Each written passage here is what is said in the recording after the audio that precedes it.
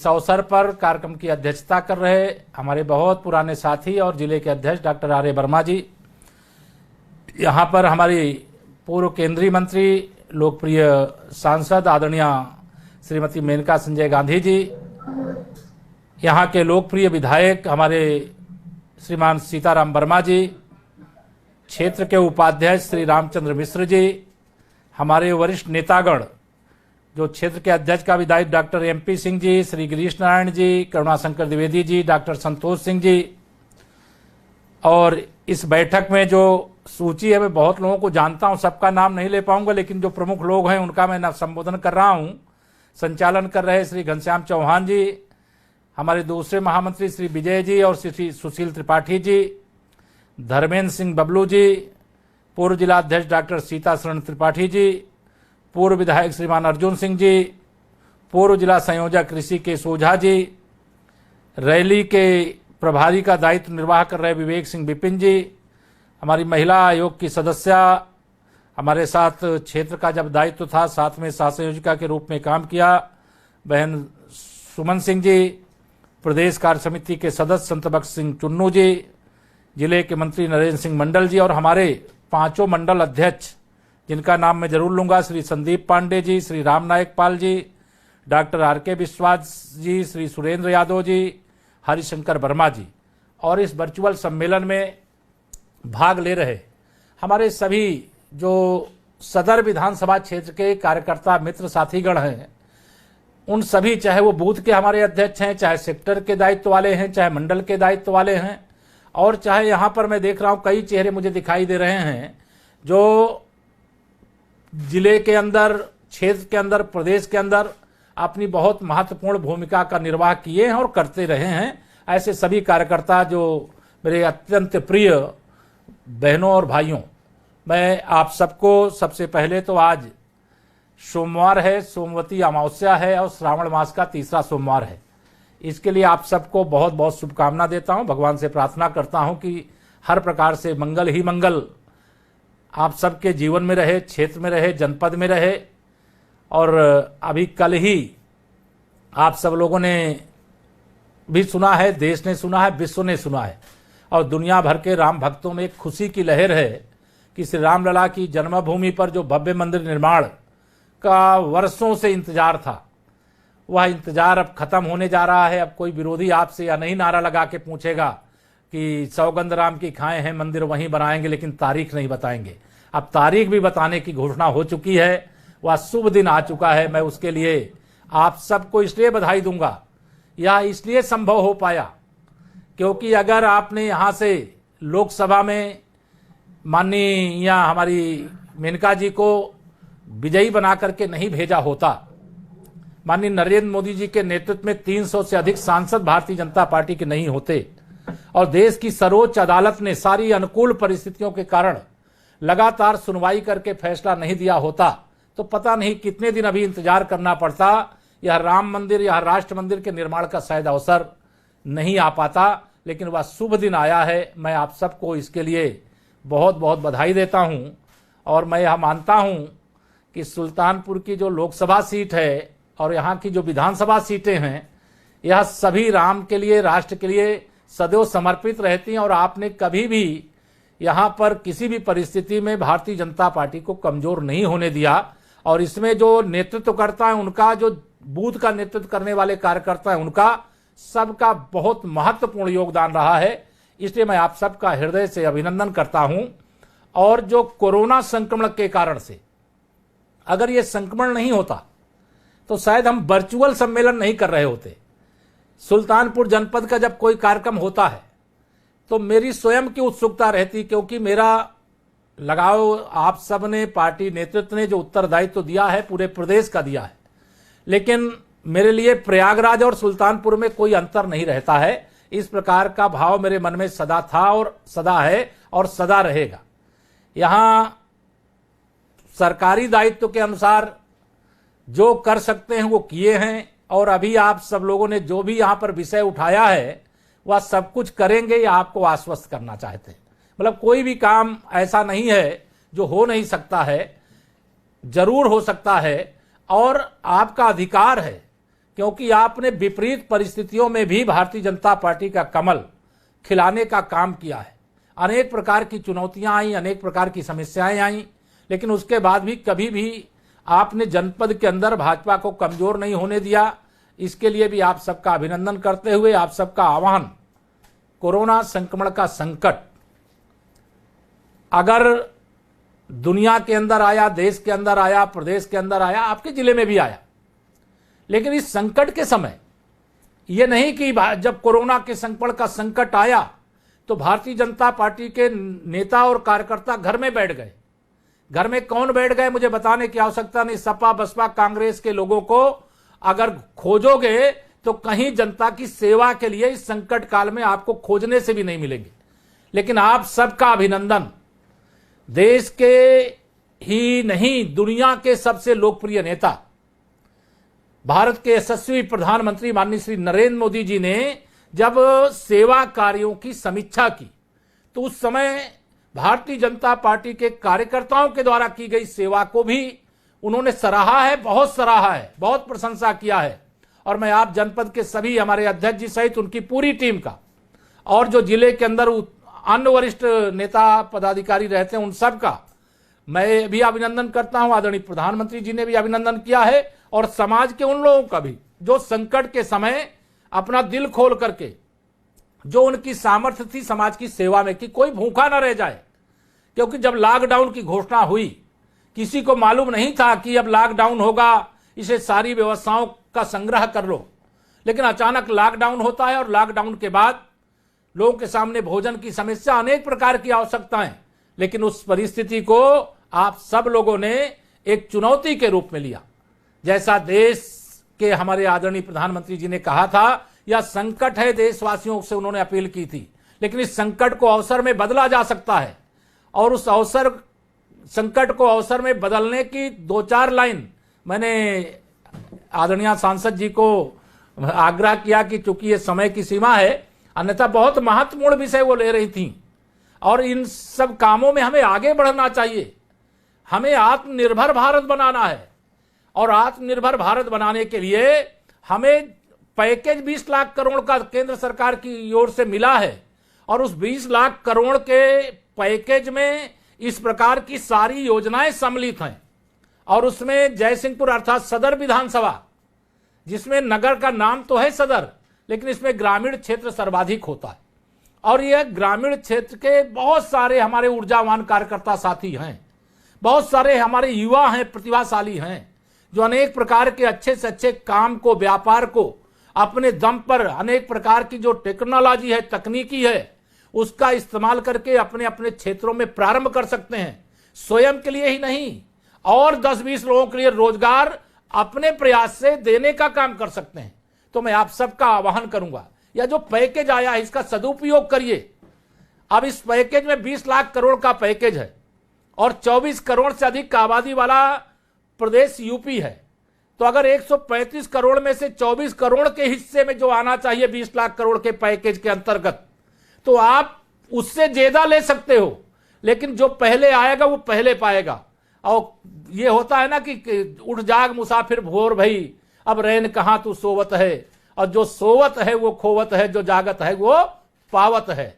ये भाव मन के अंदर रख करके हमें हर प्रकार से ऐसी चीजें जो आई हैं योजना के अंतर्गत, इसी से हम अपने गांव को स्वावलंबी बनाने का काम करेंगे। स्वरोजगार हम अपने गांव के अंदर देने का काम करेंगे। और ये केवल युवकों के लिए नहीं, हमारी माताएं बहनें भी इस क्षेत्र में बहुत अच्छी भूमिका निभा सकती हैं। सबको आगे बढ़ करके इस अभियान का, इस आत्मनिर्भर भारत बनाने के संकल्प को सफल बनाने का काम करना है। और मैं ये क्यों कह रहा हूं आपसे, इसलिए कह रहा हूं कि आप इस समय देख रहे हैं जो भी चुनौतियां देश के सामने खड़ी हैं, वो चुनौती क्या है आपको बताने की आवश्यकता नहीं, क्योंकि इस समय देश का बच्चा बच्चा जानता है। और देश के अंदर जो चुनौतियां आई, पहले क्या होता था, पहले अमेरिका में अगर ओसामा बिन लादेन के आतंकी जाकर के हमला करते थे तो अमेरिका पाकिस्तान में घुस करके ओसामा बिन लादेन को मारते थे, क्योंकि वह अमेरिका का अपराधी था। और भारत के अंदर अगर आतंकवादी हमला हो तो हम सबके सामने गिड़गिड़ाते थे। लेकिन आप सबके समर्थन से, आप सबके परिश्रम से, आप सब ने जो मेहनत किया, उस मेहनत के परिणाम स्वरूप देश में माननीय नरेंद्र मोदी जी के नेतृत्व में 56 इंच के सीने वाली एक ऐसी सरकार बनी जिसने इस लाइन को सिद्ध कर दिया, सार्थक कर दिया कि सत्य यदि दुर्बल हुआ तो कौन उस पर कान देता, शक्तिशाली की गलत भी बात यह जग मान लेता। जो दुनिया में शक्तिशाली थे उनकी गलत बात भी लोग सुनते थे, और हमारे साथ अन्याय होता था, हमारे ऊपर आतंकवादी हमला होता था, और हमारे साथ कितना अन्याय हुआ ये पूरा विश्व जानता था, लेकिन हम दुनिया के सामने गिड़गिड़ाते थे, न्याय अपने लिए नहीं कर पाते थे। लेकिन आप सब जानते हैं, जब माननीय नरेंद्र मोदी जी के नेतृत्व में सरकार बनी और पुलवामा के अंदर हमारे सुरक्षा बल के जवानों के ऊपर हमला हुआ, तो उसका जवाब कैसे दिया गया यह आपको याद होगा। सत्य अब दुर्बल नहीं है, और सत्य जब शक्तिशाली होता है तो किसी के साथ अन्याय नहीं करता, अत्याचार नहीं करता है। क्योंकि जब हमारे ऊपर हमला हुआ तो सर्जिकल स्ट्राइक के माध्यम से उन देश के दुश्मनों को जहां छिपे थे वहां घुस करके मारने का काम हुआ। यह स्ट्राइक क्यों करनी पड़ी वह आप सब जानते हैं। इसलिए करनी पड़ी कि भारत के साथ हम किसी शांति के पक्षधर हैं, लेकिन शांति के पक्षधर होने के साथ साथ अगर कोई हमें आंख दिखाएगा तो हम आंख झुकाने वाले ही सरकार या आंख झुकाने वाले देश के रूप में अब नहीं है। हम आंख से आंख मिला करके काम करने वाली सरकार के नाते काम करते हैं, और यह चीन की सीमा पर आप सब लोग देख रहे हैं। आप सब जानते हैं चीन इस तरह पीछे हटने वाले लोगों में से नहीं था, लेकिन उसे पता चला कि माननीय नरेंद्र मोदी जी के नेतृत्व में इस समय देश की सरकार है, और हम केवल सामरिक मोर्चे पर ही नहीं चीन को धूल चटाने के लिए तैयार है, कूटनीतिक मोर्चे पर भी आज चीन को अलग थलग करने की दृष्टि से जो सफलता मिली है, वह सफलता आप सबके परिश्रम के परिणाम स्वरूप, अगर 300 से अधिक सांसद भारतीय जनता पार्टी के नहीं होते तो चीन के चंदे पर चलने वाली कांग्रेस पार्टी के नेता रोज भारत विरोधी, देश की छवि को खराब करने वाला बयान देने का दुस्साहस नहीं करते। मैं आप सब लोगों के जो यह परिश्रम किए गए इसकी सराहना करता हूं, और आप सबसे आह्वान करता हूं कि आत्मनिर्भर भारत बनाने के लिए जो माननीय प्रधानमंत्री जी ने आह्वान किया है, मैं लगातार वर्चुअल सम्मेलन, आज मेरे लिए भी यह 5वां सम्मेलन है और आज से वर्चुअल सम्मेलन के कार्यक्रम समाप्त होने वाले हैं, और इस सम्मेलन के माध्यम से ये आप सबसे अपील करना चाहता हूं, आप स्वयं विचार करिएगा। जो हमारे बूथ अध्यक्ष यहां पर बैठे हैं, जो अन्य कार्यकर्ता हमारे सेक्टर के मंडल के अन्य सब साथी बैठे हैं, वह सब विचार करिएगा कि क्या हमारे देश में अभी रक्षाबंधन का त्यौहार आने वाला है। अब रक्षाबंधन के त्यौहार पर कोई बहन अगर अपने भाई के हाथ में राखी बांधती है तो बहन जो राखी बांधने के लिए लेकर आती है तो वह क्या चीन से बनकर के आनी चाहिए कि भारत में बननी चाहिए, यह सवाल है।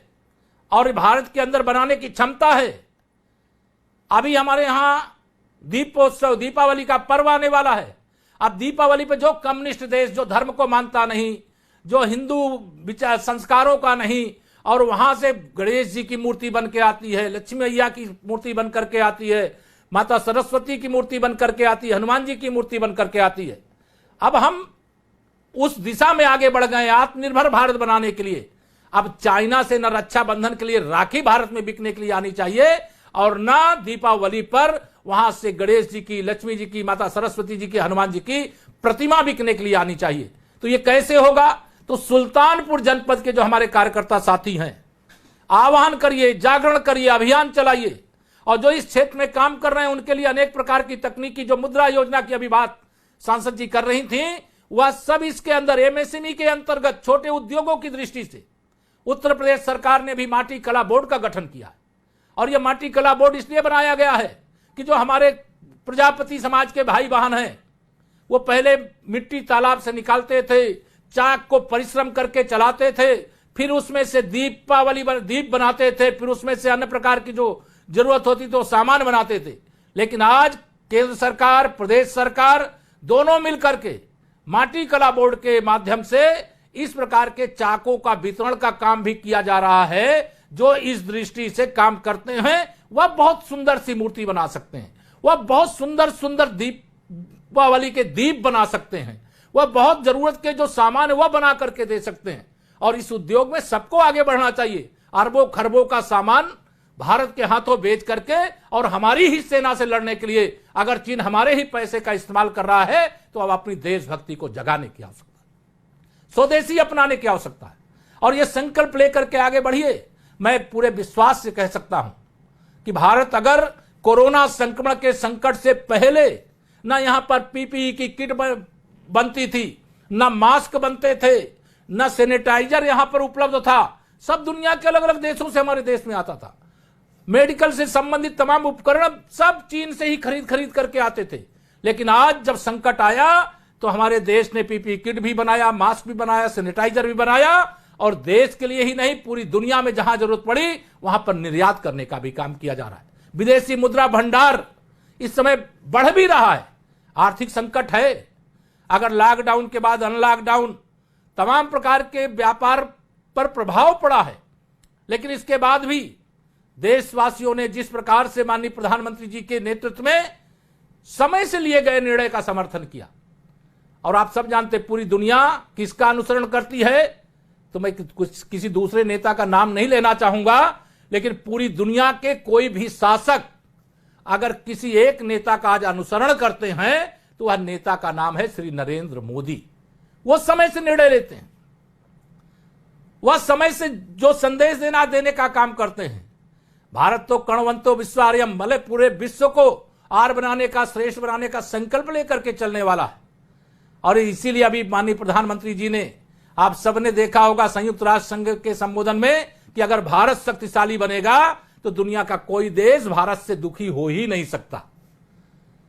अब अगर चीन दुखी होता है, पाकिस्तान दुखी होता है अपनी गलतियों के कारण, तो उसके दुख को दूर करने की दवा हमारे पास नहीं है। अगर उसने यह सीमा का अतिक्रमण किया है तो उसे पीछे हटना पड़ेगा। पाकिस्तान अगर आतंकवादियों को पैदा करने की फैक्ट्री चलाता है तो उस फैक्ट्री को उसे बंद करना ही पड़ेगा। इस प्रकार का एक संदेश देने का काम आज भारत की धरती से हुआ है। लेकिन भारत की शक्ति अगर बढ़ेगी, दुनिया में शांति बढ़ेगी। पूरी दुनिया को एक साथ लेकर के चलने की क्षमता भारत के अंदर है, हमारे प्रधानमंत्री जी के अंदर है। मैं आप सब लोगों को याद दिलाना चाहूंगा, अभी आप सब लोगों ने जब कोरोना संक्रमण था, लोगों को भोजन के पैकेट, राशन के पैकेट बांटे। मुझे भी इसमें अवसर मिला था थोड़ा सा। मैंने विभाग के लोगों से कहा कि आप सड़क तो बनाते हो, इस समय सड़क नहीं बना रहे हो, कोरोना का संक्रमण है, आप क्या लोगों को भोजन और राशन देने का कुछ काम कर सकते हो? तो उन लोगों ने कहा नहीं, हम लोग थोड़ा बहुत कर सकते हैं। मैंने कहा अगर कर सकते हो तो भारतीय जनता पार्टी के जिला अध्यक्ष जी से जाकर के मिलिए और उत्तर प्रदेश के सभी सरकार की दृष्टि से जो 75 जिले हैं, सभी जिलों के जिला अध्यक्षों से मिलकर के वहां के जिला अध्यक्ष जी के द्वारा बनाई गई व्यवस्था के अनुसार वह राशन आदि के वितरण का काम आपने जिस योग्य ढंग से किया है, मैं उसकी कितनी, मेरे पास सराहना के लिए शब्द नहीं है। मैं आप सबकी सराहना इसलिए करता हूं कि आपने बहुत योग्य ढंग से लोगों की सेवा की। और माननीय प्रधानमंत्री जी ने जैसे संकट देश के ऊपर आया, संकट आते ही उन्होंने प्रधानमंत्री गरीब कल्याण अन्न योजना का प्रारंभ किया। नए राशन कार्ड बनाने का काम यूपी की सरकार ने शुरू किया और जब यूपी सरकार ने नए प्रकार के राशन कार्ड बनाने का शुरू किया, गरीब कल्याण, प्रधानमंत्री गरीब कल्याण अन्न योजना के अंतर्गत राशन की दुकानों से राशन वितरित करने का काम शुरू हुआ। मैं यह जानता हूं, मतलब 2-4%, 5% मैं नहीं जानता हूं कि प्रधान और कोटेदारों ने बहुत गड़बड़ किया होगा, लेकिन सर्वाधिक लोगों ने अच्छा करने का काम किया। जिन्होंने अच्छा किया है उनकी प्रशंसा करनी चाहिए, उनकी पीठ थपथपानी चाहिए। लेकिन जो गड़बड़ करने वाले हैं, संकट के समय अपनी जेब भरने की चिंता कर रहे हैं, गरीब का पेट भरने की चिंता नहीं कर रहे हैं, उनको संदेश देने की आवश्यकता रहती है। और जहां कहीं पर भी इस प्रकार की कोई परिस्थिति आती है, संयोग से आपके जिले के अंदर पूरी पार्टी बहुत अच्छे तरीके से सक्रिय है, सांसद जी भी सक्रिय रहती, मैं लगातार देखता हूं, आपके माननीय विधायकगण भी लगातार सक्रिय रहते हैं और यह सक्रियता ही जनता की सेवा का प्रमाण है। और माननीय प्रधानमंत्री जी ने कहा था कि संगठन केवल इसलिए नहीं है कि हम सरकार बना लें, सेवा ही संगठन है। समाज पर संकट आए और भारतीय जनता पार्टी का संगठन हो और संकट के समय सेवा के लिए अगर भाजपा का कार्यकर्ता ना खड़ा हो तो ऐसा संगठन भारतीय जनता पार्टी का नहीं हो सकता, या कांग्रेस का हो सकता है, या सपा और बसपा का हो सकता है, क्योंकि उनका जो राजनीतिक संगठन टूटा फूटा बिखरा तिखरा पड़ा है वह केवल सत्ता प्राप्त करने के लिए है। लेकिन अगर भारतीय जनता पार्टी सत्ता में भी संगठन की ताकत के बल पर, जनता के आशीर्वाद से पहुंचती है, तो सरकार में पहुंच करके भी सेवा हमारी प्रथम जिम्मेदारी होती है। हम पहले गरीब की सेवा, किसान की दृष्टि से, गरीब की दृष्टि से, मजदूर की दृष्टि से, आप सब लोगों ने उसमें महत्वपूर्ण भूमिका निभाई होगी। चूंकि संवाद नहीं कर सकते, समय का अभाव रहता है, लेकिन जो गांव के अंदर दूसरे प्रदेश में रहने वाले हमारे भाई बहन थे, रोज कमाने खाने वाले, अगर उनका भी श्रम विभाग ने आप रजिस्ट्रेशन करवा दिया है, तो उनको भी 1,000 रुपए महीने प्रदेश की सरकार के माध्यम से उनके खाते में क्रेडिट करने का काम किया गया। जब प्रधानमंत्री जन धन योजना के अंतर्गत बैंक के खाते खोले जा रहे थे, लोगों को लग रहा था कि ये खाता क्यों खुलाया जा रहा है, लेकिन नहीं मालूम था कि कोरोना संक्रमण के कारण से इस प्रकार का संकट देश में आएगा। आज वही खाते के अंदर, जिसमें 20 करोड़ से अधिक हमारी माताएं बहनें हैं और 3.5 करोड़ से अधिक उत्तर प्रदेश की माताएं बहनें खाता धारक है, उनके खाते में लॉकडाउन के दौरान माननीय प्रधानमंत्री जी के माध्यम से, केंद्र सरकार के माध्यम से 500 रुपए महीने उसमें भेजने का काम शुरू हुआ। यहां बहुत सारे परिवार ऐसे होंगे, अभी भी प्रधानमंत्री उज्ज्वला योजना के अंतर्गत जिन गरीब परिवारों को कहीं गैस का कनेक्शन नहीं मिल पाया रहा होगा, वह भी निश्चित तौर से आप सब मिलकर के दिलाने का काम कर रहे होंगे। लेकिन लाखों की संख्या में पिछले 5 साल के कार्यकाल में कभी गरीब के घर में गैस के चूल्हा और उस पे भोजन बन जाए, यह असंभव था। लेकिन जब नरेंद्र मोदी जी जैसे गरीबों के हितैषी देश के प्रधानमंत्री बनते हैं, तो गरीब के घर में भी प्रधानमंत्री उज्ज्वला योजना के अंतर्गत निःशुल्क गैस का कनेक्शन मिलता है, उनके घर में भी भोजन बनता है। और जब लॉकडाउन का संकट आता है, तो यह जो राहत पैकेज है, उस पैकेज के माध्यम से यह घोषणा की गई कि जो हमारी ऐसे प्रधानमंत्री उज्ज्वला योजना के अंतर्गत गैस के कनेक्शन धारक माताएं बहनें हैं, वह इस दौरान निःशुल्क गैस का सिलेंडर भरा सकती हैं। उनके घर में गैस के चूल्हे पर ही इस लॉकडाउन के दौरान भी भोजन बनाने का काम हुआ। ऐसे तमाम विषय जिनकी मैं चर्चा करूंगा तो बहुत देर लगेगी। प्रधानमंत्री आवास, आप सब जानते, मैं भी एक गांव और के बैकग्राउंड का, एक साधारण परिवार से निकल करके आया हूं। इतने आवास कभी कोई सोच नहीं सकता था। आज माननीय चाहे हमारे ग्राम प्रधान जी हों और चाहे नगर पंचायत, नगर पालिका के हमारे चेयरमैन और अध्यक्षगण हों, सूची बनाते जा रहे हैं प्रधानमंत्री आवास की, और आवास उपलब्ध हो रहे हैं। अभी भी कुछ बाकी होंगे, लेकिन माननीय प्रधानमंत्री जी का जो संकल्प है, स्वप्न है कि हम 2022 तक इस देश के अंदर जो गरीब है, जिसके पास अपना रहने वाला पक्का मकान नहीं है, उसको पक्का मकान बना करके देंगे, उसके यहां भी शौचालय बना करके देने का काम करेंगे। उसकी हैसियत नहीं है बिजली का कनेक्शन लेने की, तो प्रधानमंत्री उजाला योजना के अंतर्गत घर घर में, उज्ज्वला योजना के अंतर्गत घर घर में बिजली का कनेक्शन देने का काम किया जा रहा है। मैं आप सब लोगों को आज इसलिए यह बात कह रहा हूं कि मेरे भाइयों बहनों, अभी हमें बहुत कुछ करना बाकी है। विरोधियों के पास कोई मुद्दा नहीं है, विरोधियों के पास जनता की सेवा करने का कोई विजन नहीं है, विरोधियों के पास विरोध के लिए भी कोई, जैसे विपक्ष होता है, तो विपक्ष, अगर विपक्ष की राजनीति इनको सीखनी है, तो मैं कहता हूं कि आप, हमारे विपक्ष में भारतीय जनता पार्टी ने तो सदा विपक्ष की राजनीति की है, और विपक्ष की राजनीति करते समय कितने उदाहरण भरे हैं। सब दस्तावेज के रूप में विधानसभा और लोकसभा में जो हमारे वरिष्ठ नेतागणों ने बोला है, वो सब है। विपक्ष में रह करके भी जनता की समस्या कैसे उठाई जाती है, देश को कमजोर बनाने वाली भाषा का प्रयोग करना, देश के दुश्मनों को बल प्रदान करने वाली भाषा का प्रयोग करना, दुश्मन देश के अखबारों की हेडलाइन बनाने वाली भाषा का प्रयोग करना, यह विपक्ष का काम नहीं होता। लेकिन आज लगभग इसी रास्ते पर केंद्र में कांग्रेस विपक्ष के नाते इसी भाषा का प्रयोग करती रहती है। प्रदेश में भी सपा और बसपा को अगर आप देखें तो उनकी भाषा की कोई मर्यादा नहीं रह गई है। उत्तर प्रदेश के अंदर भी आपने जैसे 2014 में लोकसभा की 73 सीटें जिताने का काम किया, उस समय भी आपने हमें सुल्तानपुर की सीट वरुण गांधी जी के नेतृत्व में जिता करके देने का काम किया था। आपने 2019 में जब लोकसभा चुनाव हुआ तो यहाँ पे आदरणीय सांसद जी हैं मेनका जी, उनको भी आपने जिता करके देने का काम किया।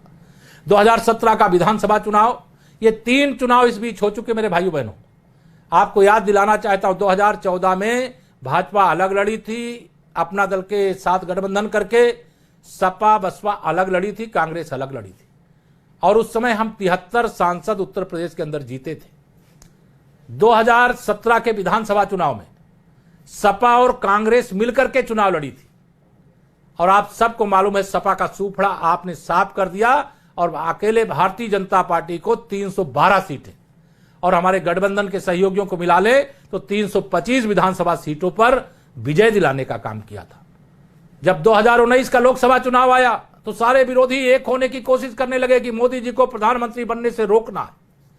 इस लक्ष्य के अंतर्गत काम करें। सपा बसपा एक हो गए, एक दूसरे के दुश्मन दोस्त बन गए, और चुनाव परिणाम आने से पहले ही कौन प्रधानमंत्री बनेगा इसकी प्रतियोगिता शुरू कर दिया। लेकिन देश के गरीब की अगर सेवा आप ईमानदारी से करेंगे तो सपा बसपा एक हो जाए, चाहे सपा बसपा और कांग्रेस एक हो जाए। सपा बसपा के एक होने के बाद भी आपको यह जान करके खुशी होगी कि उत्तर प्रदेश में 64 सांसद भाजपा और अपना दल गठबंधन के जीते। 51% वोट भाजपा और अपना दल गठबंधन को प्राप्त हुआ है। 291 विधानसभा सीटों पर प्रथम स्थान पे आपका गठबंधन रहा है। और मैं आप सबका आह्वान करना चाहता हूं, सत्ता प्राप्त करना भारतीय जनता पार्टी का लक्ष्य नहीं रहा है, लेकिन देश की सत्ता में भारतीय जनता पार्टी रहे। माननीय नरेंद्र मोदी जी के नेतृत्व में केंद्र की सरकार जिस प्रकार से काम करके दिखाए, भाजपा रहती है तो सेवा में कांग्रेसी। आपको लगता है माननीय प्रधानमंत्री जी या हमारे मुख्यमंत्री जी जितनी देर मेहनत करते हैं उसका आधा समय भी अगर इनको काम करना पड़ जाए जनता की सेवा के लिए, देश की सेवा के लिए, ये कर सकते हैं? नहीं कर सकते, न कभी किए थे। लेकिन आज 18 घंटे 20 घंटे भी अगर देश के हित में, देश की 135 करोड़ जनता के हित में, प्रदेश की 24 करोड़ जनता के हित में मेहनत करना पड़ता है तो मेहनत करने का काम होता है। मैं आप सब लोगों को आज यहां पर यह निवेदन, आह्वान और अपील करना चाहता हूं कि अभी पार्टी के कई अभियान चलने वाले, जो अभियान चलने वाले हैं उन अभियानों को चलाते समय यह आप जरूर ध्यान में रखना कि हमें संगठन को बूथ स्तर पर मजबूत, इतना शक्तिशाली बनाना है कि 2022 में, या मान करके चलिएगा 22 में अलग अलग लड़े चाहे एक लड़े, लेकिन यह मान करके अपनी तैयारी करना चाहिए कि 2022 में सपा बसपा कांग्रेस सब एक हो जाएंगे। लेकिन अगर यह तीनों एक हो जाएं तो हमें 51% वोट जो लोकसभा 2019 में मिला था, इस वोट को 60% तक करने का लक्ष्य लेकर के आगे बढ़ना है। यह आत्मविश्वास होना चाहिए और मुझे पूरा भरोसा, मुझे तो भरोसा है कि प्रदेश और देश की जनता भारतीय जनता पार्टी के साथ है। हम निश्चित तौर से 2022 के विधानसभा चुनाव में भी 60% से अधिक वोट प्राप्त कर सकते हैं। इसलिए आप सबका आह्वान करता हूं, एक नारा मैं लगातार देता रहता हूं कि 100 में 60 हमारा है, बाकी में बंटवारा है।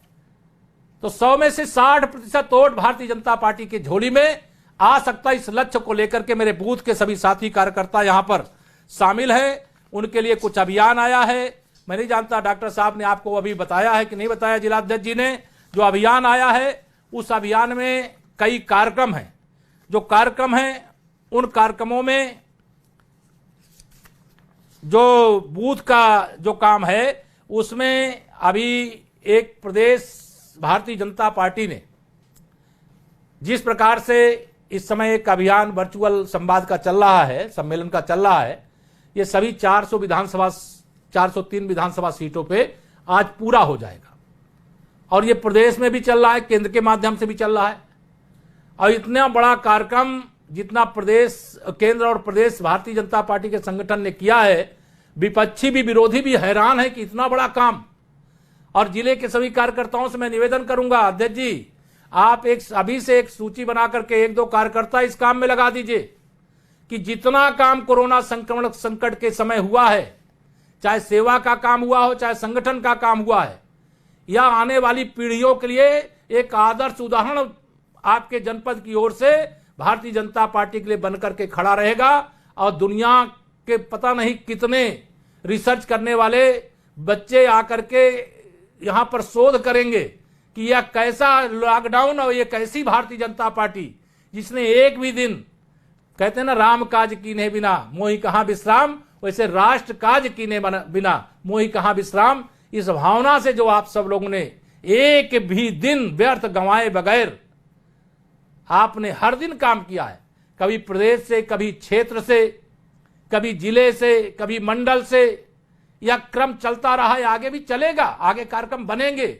मैं तो अपने राष्ट्रीय अध्यक्ष माननीय जेपी नड्डा जी का, आपने राष्ट्रीय संगठन महामंत्री आदरणीय अपने बीएल संतोष जी का इस बात के लिए और पूरी राष्ट्रीय टीम का कि उन्होंने ऐसा मार्गदर्शन दिया, और हमारे प्रदेश अध्यक्ष श्री स्वतंत्र देव जी और हमारे प्रदेश संगठन महामंत्री श्रीमान सुनील बंसल जी और पूरी प्रदेश की टीम, क्षेत्र की टीम, जिले की टीम, मंडल की टीम लग करके लाखों लाख लोगों की वर्चुअल रैलियां संपन्न हुई। ये कोई साधारण बातें नहीं है, बहुत बड़ी बात है, और आप सब लोगों ने उसे सफल बनाने का काम किया। हम लोगों को पहले तो सही बात यह है कि स्मार्टफोन चलाना नहीं आता था, लेकिन आज गांव गांव में अभी आप बता रहे लगभग 500 कार्यकर्ता लगभग जुड़े हुए, तो ये 500 कार्यकर्ता बूथ स्तरीय कार्यकर्ताओं का वर्चुअल सम्मेलन, ये साधारण बात नहीं, बड़ी बात है। और इस प्रकार के आपके 5 सम्मेलन जिले के अंदर संपन्न हो गए, और यह सम्मेलन संपन्न होने के साथ ही अभी अगला कार्यक्रम जो आपको मिला है, आपके यहां प्रोफार्मा का पैकेट जिला अध्यक्ष जी को पहुंच गया होगा, कोई ना कोई अभियान का प्रमुख बनाया गया होगा, वो आपको सब बताया जाएगा, उसकी मैं चर्चा नहीं करता, क्योंकि 15 से 18 जुलाई के बीच में जिला अध्यक्ष जी के पास यह जो प्रोफार्मा है, अभी आगे बूथ सत्यापन का काम, बूथ जो हमारी समिति है बूथ की, उसके सत्यापन का एक विशेष अभियान चलने वाला, और यह अभियान 15 जुलाई से 15 अगस्त तक चलेगा। तो इसमें डेट कट ऑफ डेट तय की गई थी कि 15 जुलाई से 18 जुलाई तक हर जिला संगठन के पास यह पत्रक जो प्रोफार्मा बना है उसको पहुंचा दिया जाएगा। उसके बाद 19 जुलाई तक जिले की जिम्मेदारी होगी कि वो मंडल तक पहुंचाने का काम करे, और 19 जुलाई को जब मंडल पहुंच जाएगा तो 20 से 21 जुलाई में मंडल प्रभारी, मंडल अध्यक्ष, मंडल महामंत्री एक ऐसी बैठक करके ये प्रोफार्मा आगे 22 और 23 जुलाई तक सेक्टर में कैसे जाए, इसका प्राविधान किया गया था। और 22-23 को जब सेक्टर में पहुंचेगा तो वहां यह एक बैठक बूथ अध्यक्ष और सेक्टर के लोगों की हो जाए, और 24 से 31 जुलाई तक एक सप्ताह का विशेष अभियान बूथ सत्यापन का यह चलेगा। लेकिन इस सत्यापन के कार्यक्रम में हमें अपनी समिति को तो सत्यापित करना है, कहीं कोई ऐसे नाम है जो सक्रिय नहीं है, जो जिम्मेदारी नहीं निभा पा रहे हैं, कुछ फर्जी नाम भी लिखे गए होंगे, कभी किसी कारण से कोई लिख देते हैं। इस बात को तो ध्यान में रखना कि हमें सब सही करना है, लेकिन समाज का कोई वर्ग छूट ना जाए।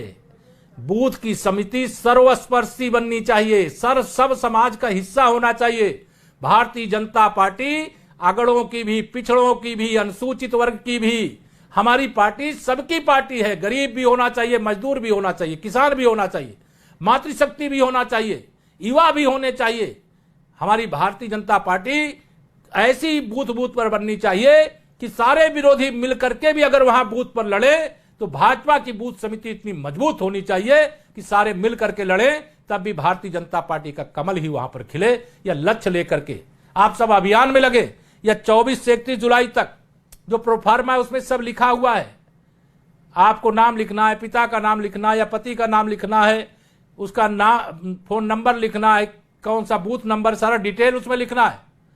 और वह डिटेल लिख करके फिर यह 1 अगस्त से 15 अगस्त तक यह सत्यापन का कार्यक्रम करके बूथ समिति की वापसी, जो सत्यापन का कार्यक्रम होगा, इसको करने के बाद इसको वापस फार्म को करना पड़ेगा, क्रमशः मंडल, जिला, क्षेत्र और प्रदेश में पहुंचेगा। और आज इस बात पर आपको गर्व होना चाहिए कि भारतीय जनता पार्टी विश्व की सबसे बड़ी पार्टी है, और विश्व की सबसे बड़ी पार्टी तो है ही, उत्तर प्रदेश के अंदर भी सबसे बड़ी पार्टी है। और बड़े होने का अहंकार मन में मत लाना। मैं अभी ऐसे ही देख रहा था कि अहम कभी भी मन में नहीं आना चाहिए। नो डाउट आपसे अधिक परिश्रम करने वाला, हमारे पार्टी के कार्यकर्ताओं से अधिक मेहनत करने वाला कार्यकर्ता किसी पार्टी के पास नहीं है। लेकिन हमें यह विश्वास है और आप सब निश्चित तौर से अपने अपने बूथों में भारतीय जनता पार्टी को विजय दिलाने में कामयाब होंगे। लेकिन यह मन के अंदर भाव रहना चाहिए कि हम सब मिल करके, अहम नहीं आना चाहिए, क्योंकि कई बार अहंकार आ जाता है। निश्चित तौर से आप बहुत महत्वपूर्ण है भारतीय जनता पार्टी के लिए, एक छोटा सा बूथ का अध्यक्ष भी, क्योंकि भाजपा ऐसी है जिसका बूथ अध्यक्ष राष्ट्रीय अध्यक्ष भी बना है इस देश के अंदर। ये कोई ऐसी पार्टी नहीं है कि किसी एक परिवार की पार्टी है, यह ऐसी पार्टी है कि हमारा बूथ अध्यक्ष मंडल अध्यक्ष बनेगा, जिला अध्यक्ष बनेगा, क्षेत्र अध्यक्ष बनेगा, प्रदेश अध्यक्ष बनेगा, देश का अध्यक्ष बन सकता, ये बन सकता है, लेकिन आप अच्छा काम करोगे। लेकिन मन में अहंकार नहीं आना चाहिए। कहते हैं अहंकार आया तो भगवान जी ना फिर तुरंत नाराज होते हैं, इसलिए अहंकार का मतलब ये होता है कि हम फिर कमजोर हो रहे हैं। इसलिए मैं आप सब लोगों को आज यहाँ पर आह्वान अपील करना चाहता हूँ। और जो मुझे एक सूची दी गई है, अभी जिला अध्यक्ष जी भी चर्चा कर रहे थे, 5 हमारे मंडल अध्यक्षों के बारे में मुझे आज आपके लोकप्रिय विधायक जी का पत्र आ गया है। 5 मंडल अध्यक्षों के लिए 5 सड़कें, पूरा न्याय किया इन्होंने। मैंने देखा पहला मंडल जो कूड़े भार है, संदीप पांडे जी ने 2 किलोमीटर की एक सड़क का दिया है, और मोती नगर में डॉक्टर आर.के. विश्वास जी ने 3 किलोमीटर सड़क का दिया है। जयसिंहपुर से श्री हरिशंकर वर्मा जी ने 2 किलोमीटर सड़क का दिया है, और जो हमारे मंडल गैसिंहपुर के राम नायक पाल जी ने 2 किलोमीटर का दिया है, और जो हमारे सिमरी के मंडल अध्यक्ष उन्होंने भी 2 किलोमीटर का दिया है। मैं आपको आश्वस्त कर रहा हूं, इसको हम निश्चित तौर से जल्द जो इसकी प्रक्रिया है उसको पूरा करके बनवाने का काम करेंगे। और जो इधर हमें ये जो ड्रेनेज की दृष्टि से बताया गया है, इसके लिए भी जो भी कार्रवाई है हम करवाएंगे।